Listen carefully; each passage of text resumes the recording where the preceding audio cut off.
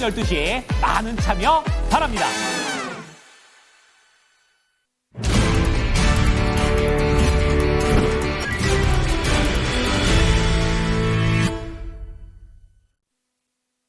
네, 오늘 장 준비해 보겠습니다. 체크인스탁이고요. 토마토 투자클럽 김민준 전문가, 알파경제 김종혜 이사 두 분 모셨습니다. 안녕하세요. 네, 안녕하십니까. 예, 오늘 얘기 나눌 주제 보겠습니다.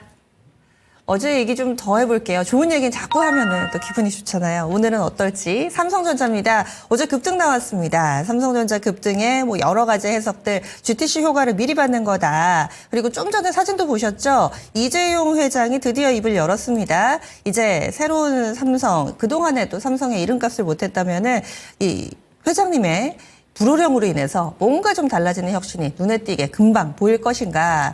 삼성전자의 주가 급등 보시면서 좀 어떠셨는지, 그리고 또 이어질 수 있을지. 먼저 김민준 전문가님, 어제 어떻게 보셨어요? 네, 어제 뭐 좋게 봤습니다. 뭐 나쁘지 않았던 쪽이었던 것 같고, 이제 삼성전자에게 뭐 사실상 작년부터 기회를 좀 주자. 잔소리도 많으면 사실은 뭐 덕담이 아니죠. 그래서 기회를 좀 주자 그랬는데, 뭐 이제 와서 삼성전자에 대한 이야기들이 상당히 많아요. 삼성전자 작년 한 해 좀 힘들었습니다, 혼자서. 다들 등을 돌리셨고 이랬는데, 지금은 뭐 삼성전자의 외국인 지분 비율이라든지 뭐 HBM3 진척도 뭐 사실상 이제 천안에 왔고 기존에 나갔던 HBM3 물량에 대해서는 설왕설래가 좀 있었습니다. 뭐 10% 정도인데 마진율이 거의 다 남지 않는 상태에서 좋다. 뭐 체면을 구기면서 좋다.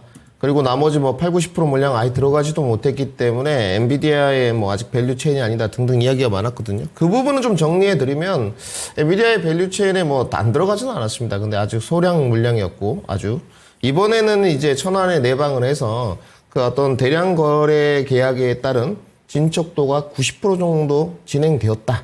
이 정도 보시면 팩트 체크는 된 것 같고요. 이 기대감이 이제 반영되는 과정이었고, 그 다음에 외국인 그 비중 축소가 계속 있어 왔습니다. 뭐 지분 비율이 지금 거의 50%가 간당간당한 수준이었는데, 역사적으로도 뭐 보면 50% 밑으로 깨지지는 않거든요. 이 50%대 언저리에서 외국인 수급 유입이 있었다. 그리고 뭐 이제 원론적인 이야기입니다만은, 삼성전자가 트리거를 만들기 위해서 사업에 다곡한 부분이 있었는데, 기존에 강력하게 갖고 있었던 부분에 대해서 계속적으로 언급을 하고, 뭔가 그 지위를 탈환하려는 노력들이 있었지 않나. 뭐 유리기판도 있었고, 우리 시청자 여러분들 아시겠지만, 뭐 CXL도 있었고, HBM도 있었고. 그래서 이 세 가지 이유. 그리고 이제 삼성전자가 1등인 부분이 무엇입니까? 레거시거든요. 이제 이 레거시에 관해서, 특히 D램에 관해서는 점유율이 1등인데, 뭐 녹록치 않았죠. 고정 가격 계속 떨어지고, 체면 구기고, 낸드는 안 되고. 근데 지금은 D램에 대해서 고정 가격도 어느 정도 고개를 좀 들었고, 낸드도 좀 그런 분야가 있거든요, 안에서. 그래서 고정 가격 반등에 따른 주가 리레이팅이 좀 이루어지고 있다. 단지 그 다른 데서 제가 아침에 좀 체크를 해보니까 뭐 주식 담보 만기일에 따른 뭐 이제 그 오너 일가들이죠. 아, 네. 네, 그래서 주가 반등이 있었다. 그거는 아주 극한 소설을 쓰고 있고요. 그러면 주식 만기 담보에 따른, 제가 삼성전자를 옹호하는 게 아니고 주가 조작을 했다는 이야기인가요? 그거는 경제방송에서 하지 말아야 될 용어인 것 같고, 그 말도 안 되는 소설이죠. 삼성전자 관계자분들이 안 받기 때문이지 거의 소송감입니다, 이거는. 그래서 오너 일가들이 뭐 주식 만기 도래일이 지금 3월, 4월이라고 지칭하거든요. 근데 거기에 따라서 주가를 끌어올렸다. 이런 부분은 제가 봤을 땐 극한 소설이고 전혀 무관하다고 저는 판단하고 있습니다. 그리고 이제 뭐 우리가 이제 봐야 될 부분이 삼성전자 주가 차트 모습을 좀 보셔야 될 것 같은데, 뭐 6만 전자 언제 가느냐? 이건 시간 문제고요. 제가 봤을 때는 뭐 이번 달에도 가능할 것 같고, 우리가 생각하는 건 이제 7만 전자거든요. 지금은 제가 그전에는 삼성전자가 작년에 10월 11일 우리 박성재 앵커님하고 이제 영상을 만들 때만 해도 잘 줘야 6만 5천 원, 7만 전자다. 정말 그게 맥시멈이었는데, 이제는 뭐 무난하게 7만 원 정도의 안착은 좀 노려볼만 하지 않느냐, 이렇게 좀 판단을 하고 있고요. 그러니까 이제 삼성전자에게 기대했던 그 모멘텀의 플레이는 우리 이재용 회장으로부터 아래로까지 좀 이어지고 있고, 그 다음에 이제 8만 전자를 가는 것은 좀 보수적이에요. 이것은 검증의 과정이 좀 필요하다. 이렇게 좀 정리를 해야 될 것 같습니다. 김민준 전문가님 올해 들어서 2025년 들어서 첫 번째 방송에서 소개해 주셨던 종목이 삼성전자였거든요. 그 이후에도 워낙에 뭐 반도체에 진심이다 보니 여러 번 강조를 해주셨는데 6만 원은 뭐 당연한 사실이고 이제 7만 원까지도 내다볼 수 있다 이렇게 또 얘기를 해주셨어요. 강세 흐름 이제 시작이다라는 관점이신 건데 그러면 김 이사님은 좀 어떻게 보셨어요? 네, 일단 어제는 뭐 수급이라든지 각종 재료들이 결부돼서 나타난 거고요. 이주용 회장의 얘기는 이제 전해졌을 뿐 꽤 오래전에 나온 얘기라고 알고 있습니다. 그래서 예전에 여기서 말씀드린 적이 있었는데 뭐 예전에 그 이건희 회장이 생전에 지금 뭐 다 바꾸라는 그런 얘기를 했던 것처럼 마누라 자식 빼고 다 바꿔. 네, 그러니까 이번에 이제 이재용 회장 같은 경우에도 특히 이제 기술적인 측면에 대해서 모두 다 바꾸라는 그런 얘기를 쏟아낸 것이 제 기억으로는 한 3주 전에 제가 건너 들었던 것으로 기억합니다. 네. 그래서 이건 뭐 이제 와서 뭐 새롭게 나온 얘기는 아닌 것으로 저는 알고 있고요. 그다음에 또 하나 이제 우리가 주목해 볼 포인트는 어저께 급등하는 구간에서 외국인 유입이 생각보다 꽤 강하게 유입됐다는 거죠. 어제도 말씀드렸던 것처럼 이 공매도와 관련된 부분도 분명히 연관이 있다라고 보고 있습니다. 뭐 공매도를 하려면 어딘가에서 주식을 빌려야 되잖아요. 그러니까 지금 주가가 싼 종목을 사서 나중에 주식을 빌려주는 장사라는 사람들도 분명히 있다라는 거고요. 그다음에 그 코덱스 200과 관련된 전반적인 펀드 수급이 좋아질 개연성. 왜냐하면 공매도가 되기 시작하면 지수 자체를 사고 파는 그런 거래가 활성화될 수 있기 때문에 지수의 가장 대표 종목군들에 대한 비중도 채워놔야 될 이유가 있거든요. 그런 여러 가지 이유에서 수급적인 요인도 동시다발적으로 작용했다라고 볼 수가 있습니다. 따라서 이제 삼성전자의 이런 상승은 여러 가지 요인이 결부됐다라고 보여지는데 펀더멘탈적으로는 제가 뭐 연초부터 계속 강조하고 있는 중국 요인도 분명히 있었죠. 어저께 뭐 시초가에 뭐라고 말씀드렸습니까? 탄력적으로 삼성전자만 간다라고 말씀드렸을 때 중국 증시 출발 이유가 좀 더 중요하고 기관이 매수가 따라 들어오느냐가 중요하다라고 언급을 드렸는데 실제로 기관 매수 따라 들어왔고 홍콩과 중국 증시가 폭발하면서 더 갔거든요. 어저께 삼성전자의 상승 부분에는 분명히 중국 요인이 결부되어 있었다라고 볼 수가 있겠고요. 작년 상반기에 있었던 삼성전자의 두 번의 어닝 서프라이즈, 1분기, 2분기 어닝 서프라이즈는 결국은 중국의 레거시 수요 확대에 의한 것이었고, 이번에는 아마 그 중국의 HBM3E나 3를 확보하는 과정에서 나타날 개연성이 높은데, 하이닉스나 마이크론이 중국에 팔 리가 없잖아요. 결국 삼성전자에게서 3월 가능성이 있는데 미국이 제재하지 않겠냐. 미국이 제재하면 당장 내일부터 적용되나요? 그렇지 않다라는 거죠. 그래서 정말로 이제 중국이 이번에 강조했던 AI로 미국과 싸울 마음이 있다면 지금 확보할 수 있는 그런 여러 가지 것들은 또 추가적으로 확보해야 된다라는 관점에서 여러 가지 요인들이 좀 결부됐다라고 좀 봐야 될 것 같습니다. 네. 그래서 또 김 이사님 같은 경우는 수급적인 측면 이제 3월 말이면 공매도 재개가 되니까 여기에 따른 변화로도 또 해석해 볼 수 있다. 다각도로 삼성전자의 상승에 대한 배경을 우리가 들여다봤다면은 이제 어떻게 될 것인가, 투자 전략, 거기에다가 반도체 소부장 섹터들도 같이 움직였기 때문에 게다가 이번 주 빅 이벤트 주간이잖아요. 오늘 밤입니다. 젠스랑 CEO의 기조연설이 또 있을 테고 그 밖에도 반도체 관련된 이슈들, 오늘 또 AWS 유니콘데이 있거든요. 이런 부분들이 어떻게 좀 작용을 하게 될지 김민 전문가님, 반도체는 뭐 꾸준히 바이를 외쳐주셨는데 투자 전략을 어떻게 세워야 될까요? 근데 올해도 바입니다. 전반기까지는 뭐 이제 저의 이제 주관적인 판단인데요. 뭐 너무 그것이 정답이라고 생각하고 있지는 않고 우리 시청자분들이 이제 저와 의사결정이 비슷하시다면 같이 함께 하시면 될 것 같고 전반기까지는 문제가 없지 않겠느냐. 이제 고정 가격 레고시도 고개를 들고 있고 저도 뭐 이사님의 의견에 좀 동의를 하는 부분이 이 고정 가격의 상승이 그래도 훈풍은 좀 만든 것 같거든요. 전부는 아니겠죠. 지금 뭐 레거시가 중요한 부분은 분명히 아니니까. 근데 일정 부분 이 레거시에 대한 반등이 훈풍을 좀 만들었고 때마침 이번 달에 뭐 사실 그 3월 첫째 주만 해도 여러분들 어떻습니까? 2월 달이 좀 짧았고 3월 첫째 주에 좀 시끄러웠잖아요. 뭐 관세 정책이니 뭐니 뭐 지금도 ING이고. 그런데 이럴 때 뭐가 좀 중요하냐? 이벤트들이 조금 한 번씩 있으면서 그 퍼포먼스, 모멘텀을 좀 만들어줘야 되는데 지금의 GTC는 뭐 사실상 엔비디아 쪽에서 하는 부분인데 뭐 좀 들썩들썩해요. 그래도 효과도 있고 지금 미국 증시도 아이러니하게 때마침 이 GTC와 맞물리면서 바닥권에서 이제 반등을 했고 어제도 3대 지수가 올랐고 국내도 또 뭐 때마침 삼성전자가 올라가는 모습. 그렇기 때문에 결국은 제가 봤을 때는 지금 전반기 뭐 본다면 3월에도 이 GTC의 영향력 아래 있을 것이다라는 판단이고, 뭐 4월도 제가 봤을 때 고정 가격이 뭐 지금 3월까지 좀 밀고 올라오는데 뭐 당장 4월에 또 틀어질까요? 그 고정 가격이 그렇게 여러분들 쉽게 틀어질 수가 없습니다. 그러니까 적어도 4월, 5월, 이런 6월까지는 고정 가격이 급락하거나 이럴 수 없다는 거죠. 재고 자산을 또 재고 물량을 조절하고 있기 때문에, 그러면 전반기까지 훈풍이 들어갈 때 이 3월은 주가의 바닥 수준에서, 물론 미국 증시가 하방 경직성을 확보하지 않았습니다만은 제가 봤을 때는 바닥권에서의 반등 시그널이 될 수 있다고는 좀 보여지고, 그러니까 저랑 의사결정을 같이 하시려면 지수 상승은 삼성전자가 지금 등락 과정에 있더라도 조금 더 높은데 몇 달 뒤에는 있을 것이다. 이런 전제 조건을 깔고 이제 하부 밸류 체인으로 들어가야 되는 부분이거든요. 그렇다면 전일 모습만 봤을 때는 어땠느냐? 상당히 좋았죠. 물론 쉬는 파트가 있었어요, 여러분들. 결들이 약간 멀티플로 돼 있는데, 어제 대표적으로 하나 보시게 되면 어제 제우스 이런 종목 좀 쉬었거든요. 네. 이게 나쁘지 않은데 올해 실적이나 이런 부분 좀 쉬었어요. 그러니까 여기 뭐 HBM도 조금 뉘앙스가 있고 디스플레이 쪽도 있고 로봇 쪽도 좀 있단 말이죠. 이런 건 쉬었습니다. 그런데 어제 뭐 주성이라든지 색채가 좀 강한 쪽들이 있지 않습니까? 중국향. 그 다음에 뭐 어제 AD 테크놀로지 이런 거 삼성전자향.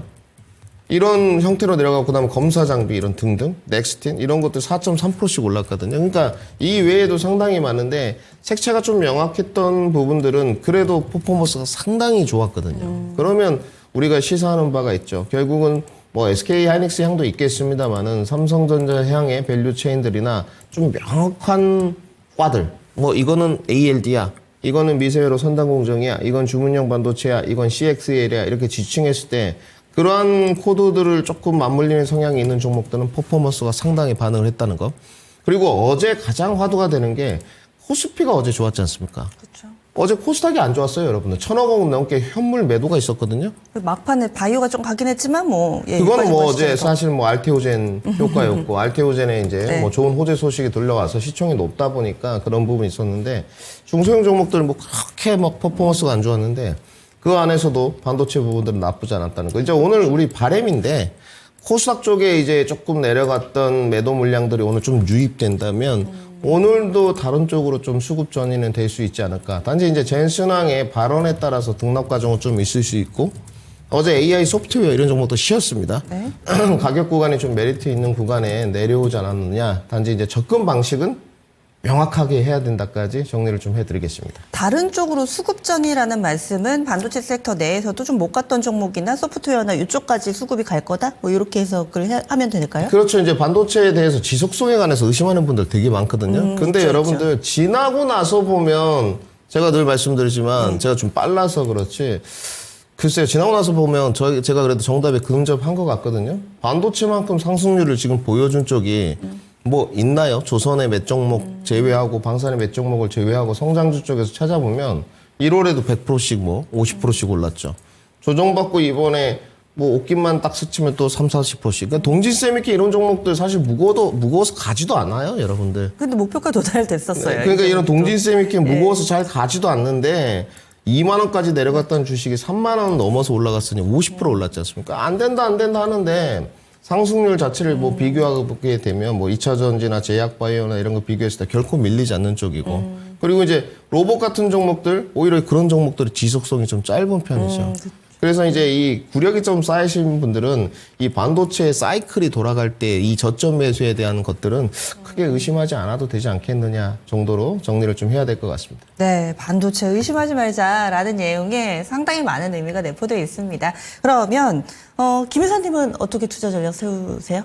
네, 일단 뭐 전략 접근에 있어서는 저는 여전히 뭐 소부장이 좀 더 탄력적일 수 있다라는 쪽에 뭐 100% 동의하고요. 중장기적인 투자 관점에서 뭐 삼성전자에 대한 매력도는 뭐 5만 원대에서는 계속 존재하고 있다, 이렇게 좀 보고 있습니다. 그래서 뭐 이와 관련돼서 뭐 흔들릴 이유가 전혀 없고요. 여러 번 말씀드렸지만 이번에 지금 나타나고 있는 상승은 작년까지는 엔비디아 향이었기 때문에 SK하이닉스와 한미반도체, 이스페타시스가 모든 걸 누렸다면 이게 이제 중국 쪽도 유럽 쪽도 같이 투자가 재개되는 순간, 그러면 종목은 확산될 수밖에 없다. 근데 그 대상이 미국 종목만은 아닐 수 있다라는 거죠.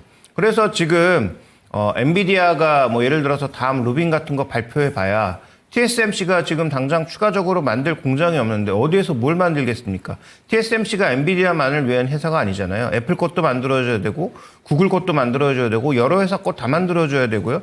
우리가 이제 TSMC가 워낙 이제 선단 공정을 잘하다 보니까 착각하는데 TSMC는 아직도 48나노, 24나노 다 하는 그런 회사입니다. 그래서 상대적으로 떨어지는 그런 저가 물량을 어떻게든 떨어내고 싶은데 이것도 이제 과거부터 맺어왔던 업력이나 이런 것들 때문에 뭐 쉽지 않은 상황이고 거기에 공정을 또 다 바꾸는데도 시간이 필요하기 때문에 결국은 추가적으로 뭔가 물량을 많이 만들어내려면 삼성전자의 빈메모리 부분이 정신을 차리든 아니면 정말 인텔이 대대적 혁신이 일어나든 이런 것들이 나타나야 되는데 뭐 인텔은 아마 시간이 좀 많이 걸릴 것 같고 그나마 이제 확률로 본다면 삼성전자가 정신 차릴 가능성이 그나마 확률이 조금 더 높지 않겠어요? 그래서 이런 부분들까지 종합적으로 고려한 투자가 필요하다고 보고 있고 그다음에 소부장에서 저도 뭐 여러 가지 종목을 말씀드리고 있는 특히 소재 종목을 말씀드리고 있는 이유는 삼성전자가 가동률만 끌어올려도 소재는 당장 실적이 올라간단 말이죠.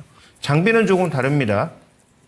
신규 투자가 늘어났을 때 실제로 이제 장비의 수주가 나타날 수 있는 것인데 그런 장비 수요보다는 아무래도 소재 수요가 좀 더 빠르게 움직일 수 있다라는 관점에서 지금 뭐 소재 3대장이라고 할 수 있는 뭐 솔브레인, 한솔케미칼, 그다음에 뭐 동진세미캠, 어니큐엔씨 이런 종목군들은 우리가 함께 좀 바라볼 필요가 있다라고 저도 보고 있습니다. 네, 알겠습니다. 그러면 반도체 쪽에서 토픽을 두 분이 하나씩 꼽아주실까요? 전문가님?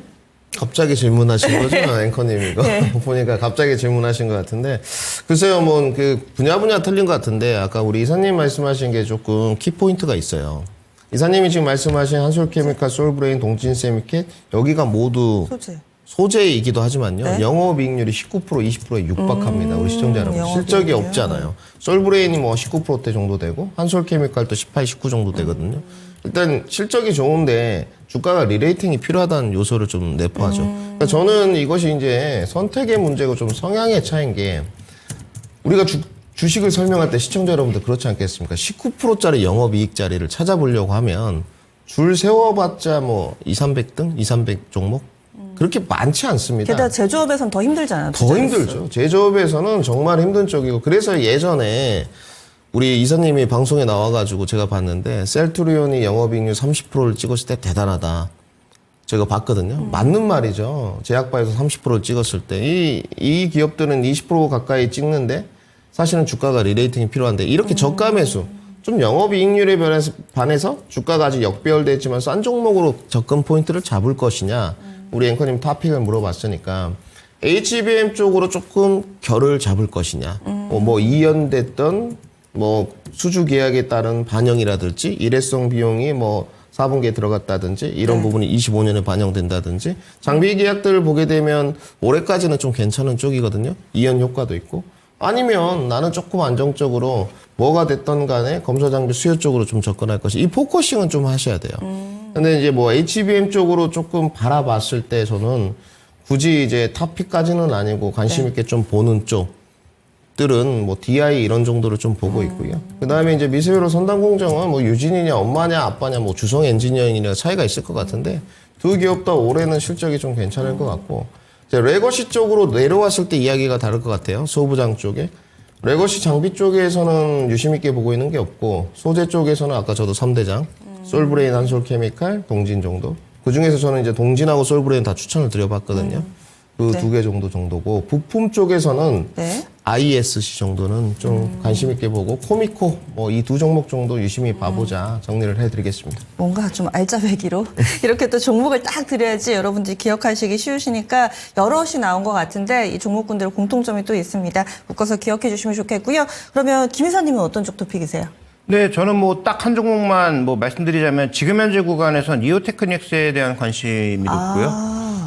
왜냐하면 이오테크닉스가 지금 뭐 삼성전자와 같이 가고 있는 부분도 분명하지만 이들이 갖고 있는 레이저 기술이 결국은 선단 공정과 관련돼서는 여러 의미에서 굉장히 좀 관심이 높아질 수밖에 없다라는 관점입니다. 그래서 이오테크닉스 관심을 갖고 있고 저도 뭐 소재 쪽에서는 뭐 동진세미캠이나 한솔케미칼 두 종목이 좀 좋지 않을까. 솔브레인도 굉장히 좋은 종목인데 뭐 디스플레이나 2차 전지와 관련된 물량들이 조금 부진해지면서 실적은 아마 다른 두 종목보다는 조금 예상을 못 미치거나 덜할 가능성이 있다라는 차원으로 접근하고 있습니다. 예, 알겠습니다. 그래서 어제 반도체 강세, 그 여운이 좀 남아있는 시장, 오늘장 어떻게 대응하면 좋을지 반도체 들여다봤고요. 다음으로는 리포트 보겠습니다. 오늘도 골고루 레포트 준비해 주셨는데 IM증권에서는 중국 경기 아직 내실 없다. 아, 부정적으로 중국 경기를 보나요? 궁금하네요. 하나증권에서는 운송 업종 섹터입니다. 여기에서 항공업 박스권 탈출은 언제 가능할까? 대신증권, JYP 엔터테인먼트, MD 전략에 변화가 필요한 시점. 엔터들도 한 차례 좀 된설을 맞았다가 다시 고개를 드는데 하나씩 소개를 좀 해주시죠. 네, 먼저 운송업과 관련돼서는 작년에 굉장히 기이한 현상. 미국의 항공주들이 항공주라서 그런가요? 날라다녔죠. 근데 지금은 다 굉장히 경착륙을 하고 있는 상황입니다. 뭐 델타 항공을 포함한 대부분의 종목군들이 최근에 변동성이 굉장히 큰데 작년에 왜 좋았을까를 생각해 보면 미국 사람들이 정말 해외로 많이 나갔을까? 그렇지 않았다라는 거죠. 뭐 해외도 나갔겠지만 내수 수요가 증가했고 프리미엄 수요가 증가하면서 전반적으로 실적이 대거 상승해서 작년에 뭐 델타항공이라든지 전반적인 항공사들의 실적이 좋아지는 양상이었습니다. 물론 미국의 모든 항공사가 다 좋아진 건 아닙니다. 미국도 저가 항공사보다는 프리미엄 항공사들의 실적이 좋아졌고 주가도 견조했었는데요. 올해는 반대로 이런 종목군들이 급락하고 있다는 거죠. 그러니까 지금 미국의 경기 둔화 얘기를 하면서 프리미엄 수요가 줄고 미국의 내수 항공 수요가 줄었다라고 볼 수 있는 상황입니다. 그런데 대한항공은 그들이 올라갈 때도 별로 쫓아가지 못했다가 떨어질 때는 오히려 좀 같이 움직이는 그런 양상이에요. 리포트에서는 지금 PR 6배까지 떨어진 상황이다. 대한항공에 대해서 뭐 이 정도면 의심의 여지가 없지 않느냐, 사야 될 만한 이유가 충분히 있지 않느냐라고 바라보고 있는 것인데 대한항공 우리나라에서 지금 외부로 나가시는 분들이 환율에 그렇게 큰 영향을 받을까? 프리미엄 수요가 그렇게 크게 줄어들까라는 부분에 있어서는 여전히 물음표를 가지고 있고, 그러니까 줄어들지 않을 가능성을 높게 보고 있고, 그다음에 시장에서 또 하나 우려하고 있는 것은 아시아나항공과 합쳤을 때 그 비용 발생으로 인해서 크게 손실을 보지 않을까라는 판단을 하고 있는데, 지금 이 리포트에서는 한 1,000억 정도, 연간 1,000억 정도의 비용을 예상하고 있더라고요. 실적의 변동이 없을 거라는 거죠. 그런데 PR 6배까지 떨어진 주가는 매력적이지 않을까라는 판단을 하고 있는 것 같습니다. 그다음에 JYP 엔터에 관련된 리포트는 올해 일단 조금 그 멤버들은 힘들 것 같기는 한데 JYP의 최대 히트 상품 스트레이키즈를 돌릴 수 있을 만큼 최대한 공연을 돌린다는 거죠. 그러니까 기대하고 있는 지금 관객 수가 네. 스트레이키즈만 220만입니다. 그다음에 지금 또 트와이스의 북미 투어를 포함한 월드 투어가 예정되어 있는 상황이고요. 네. 그러니까 이런 것들로 인해서 실적이 좋아질 개연성이 있고 2월 달까지 지금 지역별 음반 판매를 봤더니 중국 쪽이 좋아지고 있단 말이죠. 그래서 뭐 스트레이키즈가 아마 중국에서도 꽤 영향력을 보이고 있어서 아마 이런 부분도 긍정적이지 않을까라는 판단 플러스 지금 MD 얘기가 나온 게 뭐냐면 다른 회사 대비해서 MD 쪽 고친다고 했거든요. 네. 작년에 이제 MD 쪽 뭐 수정한다라고 하고 공격적인 전략 쓴다라고 했는데 여전히 상품 형편없고 종류도 형편없다. 그러니까 MD가 수시로 뭐 지금 살려고 해도 다 매진. 그러니까 네. MD 쪽에서 매출이 안 나온다는 거죠. 그래서 작년에 이거 수정한다고 뭐 돈 들인다고 해서 실적도 빠지고 했었는데 뭐 하는 거냐. 그래서 이런 쪽에 수정이 있어야 아마 JYP의 긍정적 흐름이 가능하지 않을까라고 보고 있고 이 리포트에서는 오히려 목표가는 더 올렸습니다. 밸류에이션 자체도 올해 목표 밸류에이션이 한 38배? 거의 뭐 40배 가까이 보고 있는데 뭐 그 정도까지 갈진 모르겠습니다만 어쨌든 꽤 공격적인 리포트가 나오고 있다. 그래서 4분기의 실적은 좀 실망스러웠는데 이 MD 부분의 개선만 있고 그다음에 지금 가장 돈을 많이 벌어오는 두 아티스트. 네. 네. 그래서 뭐 지금 스트레이키즈라든지 그다음에 이제 이 트와이스가 투어를 많이 돌고 그다음에 킥플립의 성과가 어느 정도 나오기 시작하면 뭐 긍정적인 모멘텀은 기대할 수 있다 정도의 리포트 내용인 것 같습니다. 네, 지금 보니까 오늘 JYP 엔터테인먼트 레포트가 정말 많습니다. 5개 넘게 나온 것 같은데 NH투자증권은 목표가를 올렸고요. 그리고 하나증권하고 삼성증권은 목표가를 또 내렸습니다. 근데 대체적으로 해주신 말씀에 공통분모가 좀 있는 것 같아요. MD 쪽 아쉽다. 목표가를 올린 증권사 레포트도 조금은 아쉽다라는 내용이 같이 좀 담겨 있습니다. JYP 엔터테인먼트 해결해야 될 일이 좀 있어 보이네요. 그러면 첫 번째 레포트 중국 경기 이거 어떤 내용인가요? 네, 일단 뭐 중국 경기 2월 달까지 살펴봤더니 이 좀 후속으로 나오는 그런 뉴스들이 사후적으로 나오는 그런 지표들이라 이 지표가 지금도 유효한지에 대해서는 물음표가 달려 있습니다만 지금 어쨌든 중국 내수 경기의 핵심은 부동산이라는 거죠. 근데 주요 1선, 2선 도시의 최근의 가격을 보면 분명히 이제 마이너스 폭이 줄어들면서 다시 플러스로 전환될 시기로 가고 있는 건 맞는데 그렇다고 뭐 확연한 플러스로 가면서 정말로 긍정적 시그널이 나타나고 있느냐 이 정도는 아니라는 거죠. 그러니까 아직 중국 내수 경기는 더 부양해야 될 상황이다라는 거죠. 그러니까 1, 2월 달까지 성과가 안 좋기 때문에 안 좋다가 아니고 1, 2월 달까지 안 좋았는데 지금까지의 부양책도 부족하다는 것입니다. 그러니까 앞으로 부양책은 더 나와야 된다라는 것이 리포트의 골자라고 볼 수가 있겠고요. 다음에 이제 준비된 그림 살펴보시면 이 주택 가격의 회복이 나타나지 않다 보니까 굉장히 이제 부정적인 상황이 있지만 반대로 이제 긍정적인 부분을 찾아보자면 굴삭기 판매가 늘고 있다. 이건 이제 인프라 투자의 증가 가능성을 뭔가 보고 있는 게 아닌가. 그다음에 중국의 정부가 올해 돈을 쓰겠다라고 공언을 했잖아요, 이미. 그래서 이런 중국 정부의 어떤 의지가 반영되면서 실제로 늘어나는 채권, 늘어나는 어떤 인프라 투자와 관련된 부분들을 반영하고 있는 것이 아닌가 살펴볼 필요가 있겠고요. 다음에 이제 준비된 마지막 그림을 보여주시면 자, 그 다음에 이제 중국에서 이렇게 움직이기 시작하면서 두 가지가 움직이고 있는데 구리 가격의 상승, BDI의 상승. 물론 중국 경기가 얼마나 좋아질지 알 수 없고 예전처럼 뭐 중국 경기와 상품 가격이 똑같이 갈지는 좀 우리가 지켜봐야 됩니다만 어쨌든 그럼에도 불구하고 이 두 가지가 부들부들 움직이고 있다라고 하는 것은 결국 핵심 포인트는 경기 부양 쪽에 무게를 두고 있다라는 것을 다시 방증하는 것이죠. 그래서 뭐 지난주에도 말씀드렸습니다만 전 세계 증시에서 가장 강한 증시 독일과 중국. 이유는 돈을 많이 쓸 것 같으니까. 그래서 미국에서 이쪽으로 돈이 이동하고 있다 이렇게 말씀드렸고요. 그다음에 지금 중국에서 선도하고 있는 종목이 뭡니까? 여기서 착각하시면 안 되는 게 지금 말씀드렸던 내용들이 다 이제 과거에 뭐 차화정 움직이고 중국의 공장들 움직였을 때 그런 종목이 움직일 것 같은 지표들만 있잖아요. 그런데 이번에 전인대에서 공언한 것은 IT 투자에 대한 부분입니다.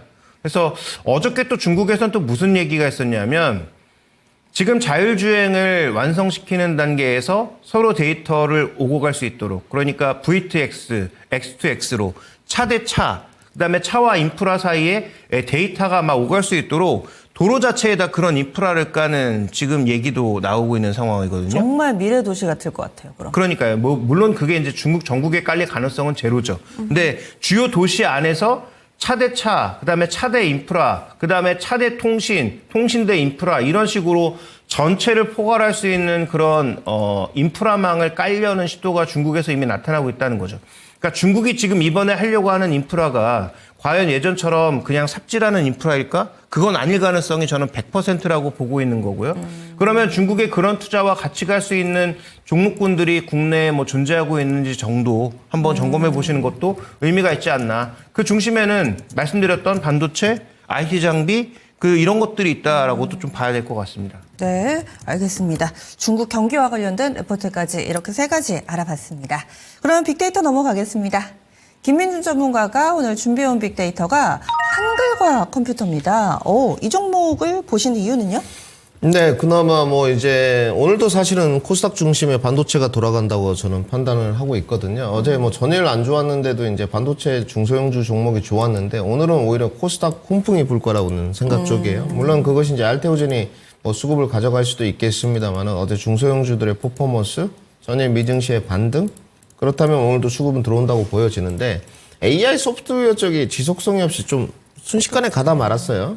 뭐 최근에 반등 나온 건 카카오 정도. 네이버도 23만 원 가니까 역시 예상대로 힘이 떨어져가지고 피로도가 있어가지고 내려온 모습이었는데 저는 이제 마이크로소프트가 이번 달에 행사가 있거든요. 네. 역시나 이제 소프트웨어가 다음 주에 있습니다, 여러분들. 이번 주에는 매크로 변수들이 뭐 CPI부터 시작했지만 지난주 뭐 중립 수준으로 끝났고 뭐 이번 주 FMC도 제가 봤을 때는 그렇게 뭐 극단적인 비둘기적인 내용이나 매파적 이야기는 안 할 것 같고 이것도 중립 수준. 이제 걱정되는 건 미 양옵션 만기 정도거든요. 이거는 진짜 알 수 없고 저도 특히 저는 뭐 국내는 선물 옵션을 더 합니다만은 미국 옵션 쪽은 좀 취약해요. 제가 봤을 때 미국은 선물만 하는 쪽인데 그렇다면 이벤트가 중요하다. 계속 말씀드렸고 그 안에 이벤트 AI 소프트웨어는 소요될 것인가? 그렇지 않다는 것이죠. 그러면 그 이벤트에 접근을 했을 때 AI 소프트웨어가 그전처럼 뭐 이스트 소프트, 뭐가 딥노이드, 한글과 컴퓨터 등등 막 이렇게 무분별하게 갈 것이냐? 이제는 좀 실적 기반으로 선별화를 해야 될 때냐? 선별화를 해야 될 때죠. 이스트 소프트와 좀 비교를 해드리겠습니다. 이 종목이 약간의 퍼포먼스를 많이 좀 보랬던 종목이에요. 작년 1월에도 49,800원까지 갔다가 주가 11,000원까지 내려왔고 다시 이번에 3만원까지. 그러니까 올라갈 때 뭐 3배씩 막 300%씩 이렇게 올라가는데 실적 열어보면 참담하거든요. 고개가 그냥 절레절레 흔들립니다. 지금 2022년부터 올 적자입니다. 22년 적자, 23년 적자, 24년 적자. 올해 지금 여러분들 영업이익이 20억짜리예요. 뭐 반도체와 비교 자체가 불가한 기업이고요. 그래서 이 주가들은 비쌉니다. 근데 그러면 모멘텀이 소실됐다는 걸 뜻하는 것이냐? 그것이 아니고 오늘 제가 준비해온 한글과 컴퓨터를 봐보겠습니다. 이제 소프트웨어로 묶여서 간단 말이죠. 여기는 올해도 영업이익이 느는 쪽이에요. 작년에 지금 3천억에 404억, 올해는 3,467억에 561억. 내년에도 느는 쪽이죠. 그리고 영업이익률 자체가 그래도 16%대. 나쁘지 않은 쪽이니까 내용 자체가 틀려질 수밖에 없고 이제 공매도가 다가오는데 AI 소프트웨어 종목들을 공략할 때 과연 내가 어디 쪽으로 가야 되느냐 명확한 방향성을 제시하고 있다는 거죠. 실적이 올해도 좀 올라가는 쪽, 밸류 부담이 덜한 쪽. 공매도에 타겟팅이 안 되려면 실적이 있고 밸류 부담이 덜해야지만 타겟팅이 안 되지 않겠습니까? 아니면 아예 모멘텀으로 가는데 공매도 대차 잔고가 아예 없어서 정말 그 모멘텀을 꺾어 넘어뜨릴 수 없는 정도의 수급과 매기. 소프트웨어가 그 정도는 아니죠. 그렇다면 지금은 한글과 컴퓨터가 이벤트가 있었을 때 마이크로소프트에 뭐 코파일럿이 됐든 무엇이 됐건 행사가 있는데 이런 종목들이 조금 더 반등의 가능성이 높지 않겠느냐. 지금은 충분히 접근 가능한 영역인 것 같습니다. 단지 조금 더 내려오면 좋을 것 같은데요. 네. 뭐 내려올지는 모르겠습니다. 시청자 여러분들이 뭐 내일은 또 한글과 컴퓨터를 또 언급 들어주면 좋지만 저희가 이제 막 그럴 수는 없기 때문에 리딩을 할 수는 없기 때문에 참고를 하시고 좀 눌림목 구간에서 열어두고 가능성을 잡아가시고 일착 목표가는 업사이드 한 15% 정도 봐보시죠. 23,000원 제시하고요. 손절가도 지금은 비슷한 수준에서 드리겠습니다. 그러니까 2만 원권 좀 아래에서 잡으라는 소리예요. 손절가 17,000원 제시도록 하겠습니다. 예, 알겠습니다. 그래서 한글과 컴퓨터, 어제는 이 소프트웨어, 하드웨어 관련된 종목이었다면 소프트웨어 쪽으로도 좀 봐야 되지 않을까. 거기에다가 모멘텀 여러 가지 얘기를 해주셨는데 마이크로소프트 행사는 이 AI 투어인 서울이라고 해서 마이크로소프트에서 전 세계로 거의 뭐 순회 공연하듯이 투어 돕니다. 그게 오는 26일에 그래서 뭐 LG전자 뭐 CEO랑 만난다 뭐 이런 얘기도 있는 이 행사고요. 그리고 오늘 또 AWS 유니콘데이 이 부분도 우리나라에서 진행이 됩니다. 그래서 뭐 엔트로픽이라든지 여러 인사들 우리나라 와 있으니까요. 소프트웨어 쪽도 같이 좀 보면 좋겠습니다. 한글과 컴퓨터 오늘의 빅데이터로 알려드렸습니다.